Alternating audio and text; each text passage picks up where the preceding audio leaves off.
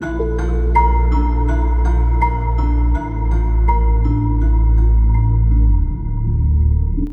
मैं चाहकर भी एक सच आपसे नहीं छुपाना चाहता हूं कि स्टॉक मार्केट्स में हार्डली 15 से 20% लोग ही होते हैं जो रियल में पैसा बनाते हैं। और ये दोस्तों बहुत कड़वा सच है। और दूसरा कड़वा सच ये है कि दोस्तों ज्यादा से ज्यादा चांसेस हैं कि आप उस भीड़ का हिस्सा हो जो इन द एंड लॉस में रहते हैं। दोस्तों, इस वीडियो में मैं सिर्फ 3 पॉइंट्स पर चर्चा करूंगा। हो सकता है वीडियो कुछ लंबी हो जाए, पर ये श्योर करता हूं कि अगर इन तीनों पॉइंट्स को अगर आप समझ गए तो चांसेस हैं कि आप 75 से 80% वाली जो भीड़ है लॉस मेकिंग वाली, आप उसका हिस्सा नहीं रहेंगे फ्यूचर में। जिस तरह से एक मेहनतकश मजदूर दूसरों के घर बनाता है, कोठियां बनाता है, बिल्डिंग्स बनाता है, पर अपने लिए कभी एक ढंग की झोपड़ी नहीं बना पाता दोस्तों, ठीक उसी तरह से कई स्टॉक मार्केट पार्टिसिपेंट दूसरों के घर बनाने में लगे रहते हैं। ये लोग स्टॉक ब्रोकर्स के घर बना रहे होते हैं अपनी ओवर ट्रेडिंग से, या नीम हकीम इन्फ्लुएंसर्स और ट्रेनर के घर बना रहे होते हैं उनकी थर्ड क्लास या इम्प्रैक्टिकल कोर्सेज की या सलाह को मानकर। ये लोग अपने पार्टिसिपेशन से कई लोगों को खुश रख रहे होते हैं, सिवाय अपने आप को छोड़कर। दोस्तों, एक बात गांठ मारकर रख लो, जिसे रियल में पैसा बनाना आता है वो यूजुअली कभी सिखाएगा नहीं। Exception could be there, but they are very rare. For example Benjamin Graham. Otherwise कोई अपना सीक्रेट फॉर्मूला कभी बताता नहीं है। जिम साइमंस, जॉर्ज सोरोस से लेकर राधाकिशन दमानी, राकेश झुनझुनवाला तक, इवन दरिया दिली दिखाने वाले वॉरेन बफेट भी। देखो दोस्तों, जन्म से कोई भी स्टॉक मार्केट स्किल्स को सीख कर नहीं आता है। ये एक लर्नेबल स्किल है। आपको मेरी बातें थोड़ी कॉन्ट्राडिक्टरी लग रही होगी जब मैं कहता हूं कि जिसे आता है कोई सिखाता नहीं है, और ये एक ऐसा स्किल है जिसे सीखना ही पड़ता है। दोस्तों, 3 तरह के लोग हैं इस मार्केट्स में जिनसे आपका सामना होता है जब आप सीखने के लिए निकलोगे। पहला वो है जिसे खुद तो आता ही नहीं है बट क्लेम करता है कि वो आपको सिखा देगा। दोस्तों, मैंने अभी रिसेंटली में कुछ ऐसे यूट्यूबर्स को देखा है कि जो अभी कुछ दिनों पहले तक तो इस तरह की वीडियो बना रहे थे कि कैसे व्यूअर्स को बढ़ाएं या जनरल व्लॉग्स बना रहे थे, पर आजकल ये स्टॉक मार्केट्स पे बहुत ज्ञान देने लगे हैं। अब इनका क्या करना है ये तो आप खुद ही डिसाइड कीजिए। दूसरे टाइप के वो लोग हैं जिन्हें आता तो है बट आप इनसे कुछ वैल्यूबल निकलवा नहीं सकते हैं, जैसे जिम साइमंस, जिनका एक एक्स्ट्राऑर्डिनरी कंसिस्टेंट मार्केट रिटर्न्स निकालने का कंसिस्टेंट रिकॉर्ड रहा है, बट इनके ऑपरेशंस इतने गोपनीय रहे हैं कि इन लोगों को भी बाईपास करके आगे बढ़ने में समझदारी है। और तीसरे टाइप के वो लोग हैं जिन्हें आता है पर सिखाते नहीं है, यानी ये कोई कोर्सेज या ऐसे कोई बुक्स तो ऑफर नहीं करते हैं, बट यही वो लोग हैं जिनसे सबसे ज्यादा सीखा जा सकता है स्टॉक मार्केट्स के बारे में। ये वो लोग हैं जिन्होंने वर्ल्ड वाइड रेपुटेशन बिल्ड की अपनी। कुछ ऑथोरिटेटिव वेबसाइट जैसे फोर्ब्स भी पुष्टि करती है कि इन्होंने वाकई में पैसा बनाया। Warren Buffett, Peter Lynch, Mohnish Pabrai, Radhakishan Damani, Rakesh Jhunjhunwala, George Soros, list और भी काफी लंबी हो सकती है दोस्तों। इनमें से कुछ ने 1-2 बुक्स भी लिखी हैं, जैसे धंधो, one up on wall street, the Alchemy of finance. और मिस्टर वॉरेन बफेट ने अगर कोई बुक नहीं भी लिखी है तो भी वो कुछ बुक्स को रिकमेंड करते जरूर दिखते हैं। For example the intelligent investor. दोस्तों, इस तरह की जो बुक्स हैं जिनका मैंने जिक्र किया है आपसे, इनको पढ़ते ही एक जो रियल समुद्र ज्ञान का जो रियल में मार्केट्स में एप्लीकेबल होता है वो आपको अपने अंदर खींचने लगेगा, और कुछ और भी अच्छी बुक्स या रिसोर्सेज का आपको पता लगने लगेगा जो आपको पहले नहीं पता था। और ये जो इफेक्ट है ना, ये एक स्नोबॉल की तरह से रिपीट होता जाएगा, आपको कुछ और रिसोर्सेज पता लगने लगेंगे। इन शॉर्ट दोस्तों, अगर मैं अपनी बात को कंक्लूड करूं कि अगर आप ये जो 2 टाइप के पहले के जो लोग थे, अगर इनके पास ही आप घूमते रहोगे और एक्सपेक्ट करोगे कि आपको कुछ वैल्यूबल सीखने को मिलेगा, तो दोस्तों आप लेवरगिरी ही करते रहोगे। And I am sorry to say, in that case you can not make money in stock markets. दोस्तों, एक टर्म है ब्लैक स्वान इवेंट्स जो फाइनेंशियल मार्केट्स में यूजुअली अप्लाई होती है। ब्लैक स्वान इवेंट्स उन इवेंट्स को कहा जाता है जिनमें अनयूजुअल मार्केट मूवमेंट्स देखी जाती हैं। यूजुअली इस टर्म को मार्केट गिरावट यानी मार्केट क्रैशेस के साथ जोड़कर देखा जाता है, पर अनयूजुअल तेजी जैसे कि 18 मई 2009 को जब निफ्टी ने 20% अपर सर्किट को हिट किया था, तब कुछ देर के लिए मार्केट को क्लोज कर दिया गया था। इस तरह की जो अनयूजुअल बुलिश मूवमेंट होती है वो भी इस ब्लैक स्वान इवेंट्स की श्रेणी में आती है दोस्तों आज तक का रिकॉर्ड है कि इस तरह के इवेंट्स, जो इस तरह के ब्लैक स्वान इवेंट्स है, जब जब भी हिस्ट्री में घटे हैं, आज तक इतने योग्य माइंड्स होने के बावजूद मार्केट में, जैसे कि कई योग्य एनालिस्ट या फाइनेंशियल एनालिस्ट हमेशा मार्केट में होते ही, कभी भी ऐसा कोई व्यक्ति आज तक इस तरह के ब्लैक स्वान इवेंट्स को एक्यूरेटली और कंसिस्टेंटली प्रिडिक्ट नहीं कर पाया है। और कभी ऐसा हुआ भी, अगर किसी ने कभी एक्यूरेटली ऐसे इवेंट को प्रिडिक्ट किया भी, तो भी उसका ट्रैक रिकॉर्ड कैसा रहा, या इस तरह के इवेंट्स पर प्रिडिक्ट करने की उसकी जो व्यक्ति की क्षमता थी वो आगे कैसे बनी रही, या इस तरह की क्षमता पर कितना भरोसा किया जाना चाहिए ये हम कुछ रियल लाइफ एग्जांपल से समझेंगे। जॉन पॉल्सन जो कि एक अमेरिकन ट्रेडर और हेज फंड मैनेजर रहे हैं, उनका एक फेमस ट्रेड था जो आज तक द ग्रेटेस्ट ट्रेड एवर के नाम से जाना जाता है। उस एक सिंगल ट्रेड ने उन्हें पर्सनली $4 बिलियन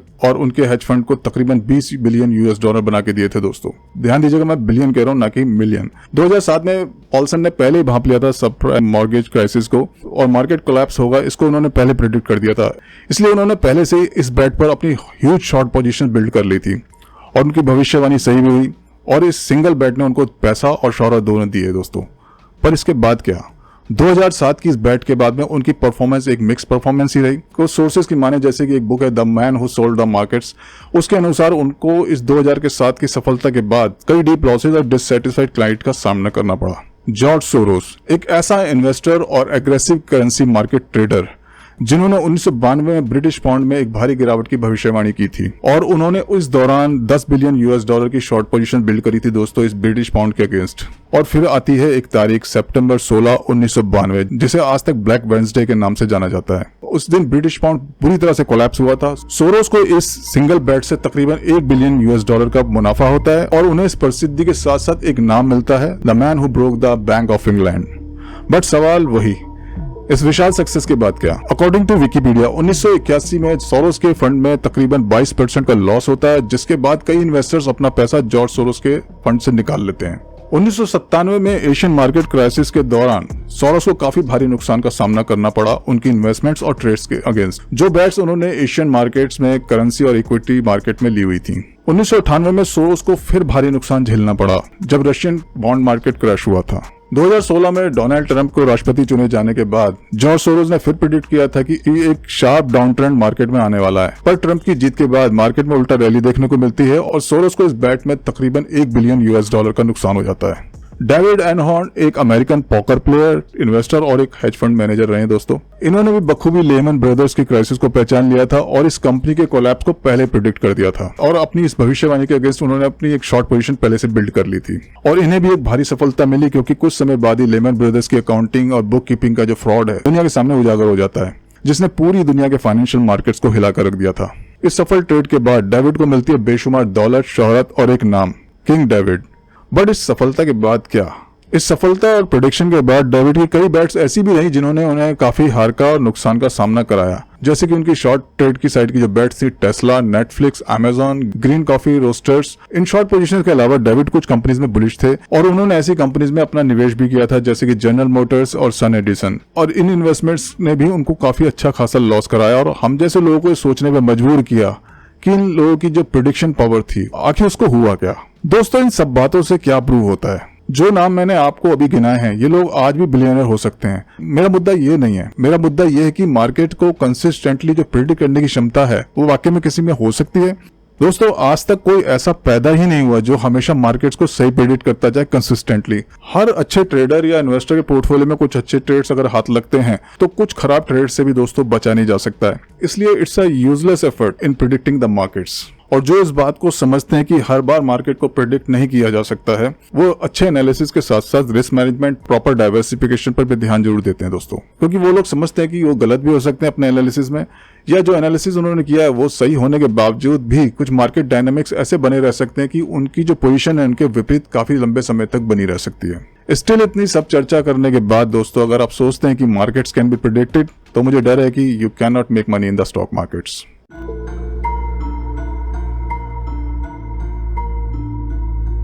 दोस्तों बिलियनियर इन्वेस्टर और हेज फंड मैनेजर सेथ क्लारमन से जब पूछा गया कि उनके नजरिए में इन्वेस्टमेंट बिजनेस क्या है, उन्होंने एक बहुत अच्छा जवाब दिया कि इन्वेस्टमेंट एग्रेसिवनेस और विनम्रता का मिश्रण है। क्योंकि एक अच्छा एनालिसिस करने के बाद जब एक इन्वेस्टर अपनी पोजीशन बिल्ड करता है तो वो मोस्टली क्राउड के अगेंस्ट एक्ट कर रहा होता है और इसमें काफी एग्रेसिवनेस और सेल्फ कॉन्फिडेंस रिक्वायर्ड होता है। बट साथ में ये सोचना कि मैंने क्या कोई प्रिकॉशन लिए हैं कि अगर मेरा एनालिसिस गलत हो जाता है तो, और इस दिशा में रिस्क को मैनेज करना, ये मनोदशा विनम्रता या सेल्फ डिसिप्लिन को दर्शाती है दोस्तों। अधिकतर लोग मार्केट में बिना किसी एनालिसिस के पोजीशन बिल्ड कर लेते हैं, जैसे कि किसी की टिप पर या अपनी किसी गट फीलिंग पर। अब इनके बारे में दोस्तों मैं क्या टिप्पणी करूं, ये तो फाइनेंशियल सुसाइड है ही। पर जो लोग प्रॉपर एनालिसिस करने के बाद पोजीशन बिल्ड करते हैं वो कई बार इतने एग्रेसिव हो जाते हैं, यूं कहूं कि कुछ रोबोटिक हो जाते हैं या लकीर के फकीर हो जाते हैं कि जो एनालिसिस में इंडिकेट हुआ बस उतर पड़े मैदान में without using their common sense, without getting first signal from the markets. यहाँ पर दोस्तों मैं आपको अपना एक किस्सा सुनाता हूँ। दोस्तों ये बात है तकरीबन 2006 या 2007 की, एग्जैक्टली तो मुझे ध्यान नहीं है, बट उस टाइम पर एक स्टॉक होता था WWIL, और वो स्टॉक फ्यूचर में भी ट्रेड होता था। मैंने एक प्रॉपर एनालिसिस करा और वो स्टॉक उस टाइम पर तकरीबन 15 रुपए के आसपास ट्रेड हो रहा था, और मैंने जो अपना एनालिसिस करा मेरे हिसाब से वो स्टॉक जो था तब भी ओवर वैल्यूड था। पर मैं वेट करने लगा, मैं उसको ऑब्जर्व करने लगा रेगुलरली, और वो स्टॉक एक दिन कुछ टाइम बाद ही बहुत शार्पली एक मूवमेंट लेने लगता है और वो 20 से 25 रुपए की रेंज में आ जाता है। मेरे को ध्यान है मैंने करीबन 23-24 रुपए के बीच में उसको शॉर्ट किया, क्योंकि मेरे हिसाब से वो हाईली ओवर वैल्यूड था। अब होता क्या है दोस्तों, मैंने अच्छा खासा पोजीशन ले ली थी और वो स्टॉक 25 से लेकर 50 रुपए तक की जर्नी बहुत फास्ट करता है, और कह सकते हैं मेरे पसीने छूटने लगे थे। बट मैं इतना श्योर था उस टाइम पर कि मैंने जो एनालिसिस कर लिया, और वाकई में एनालिसिस के हिसाब से मेरे हिसाब से वो स्टॉक काफ़ी ओवर वैल्यूड था। मैंने कुछ पोजीशंस और बिल्ड करी, और जो पिछले ट्रेड थे उसके भी मैंने मार्जिन अमाउंट जो मेरे से ब्रोकर्स की कॉल आ रही थी मैंने उसको भी डिपॉजिट कराया, और 75 से 80 हो जाता है, 90 हो जाता है, 95 हो जाता है, 100 हो जाता है। और इस दौरान मेरी हालत साइकोलॉजिकल मेरी जो हालत थी वो बहुत ही खराब हो गई थी। मैं ये सोचने मजबूर हो गए थे कि मेरा एनालिसिस ठीक भी है कि नहीं। मैंने कई बार उसको दोबारा से कई एंगल से एनालिसिस करके देखा, मेरे हिसाब से उसकी वैल्यू 20 रुपए भी नहीं होनी चाहिए थी, बट वो रोज नई ऊंचाइयों को छू रहा था। अब चूंकि वो 100 रुपए के ऊपर जा चुका था, मेरी जो हिम्मत थी वो जवाब देने लगी थी, और मैंने अपने ब्रोकर को कॉल किया, और मैंने नुकसान में, भारी नुकसान में, जो आज तक मेरे को लगता है मैंने उस टाइम पर सबसे बड़ा लॉस लिया था, मैंने अपनी पोजीशंस ब्रोकर को फोन करके कटवा दी, और फिर मैंने उस स्टॉक को काफी लंबे समय तक देखना बंद कर दिया, कुछ हफ्ते तक। और तकरीबन 1 से 1.5 महीने बाद मैं उस स्टॉक को देखता हूँ तो आप यकीन मानिए वो स्टॉक 10 रुपए के नीचे आ चुका था। इन शॉर्ट, कोई स्टॉक अगर साउंड एनालिसिस के बेस पर अंडर वैल्यूड है तो कोई जरूरी नहीं है कि वो और नीचे नहीं जा सकता है, या कोई स्टॉक ओवर वैल्यूड है तो भी हो सकता है वो और भी हाईली ओवर वैल्यूड हो जाए कुछ टाइम बाद। सो फॉर एग्जांपल, अगर आप एक अंडर वैल्यूड स्टॉक में पोजीशन लेने जा रहे हो तो या तो प्रिपेयर रहो कि ये और भी नीचे गया तो आपको कोई परेशानी नहीं होगी, या आप पार्टली डिफरेंट लेवल्स पे बाय करने के लिए रेडी रहो, या फिर तब पोजीशंस लो जब आपको लगता है कि अब स्टॉक ने अपना बॉटम बना लिया है। सो इन द एंड, अगर अभी भी आपको बिना एनालिसिस के आप मैदान में उतरते हो या अपने एनालिसिस पे कुछ जरूरत से ज्यादा ही ट्रस्ट करते हो, तो still I think and I am sorry to say दोस्तों कि you can not make money in the stock market.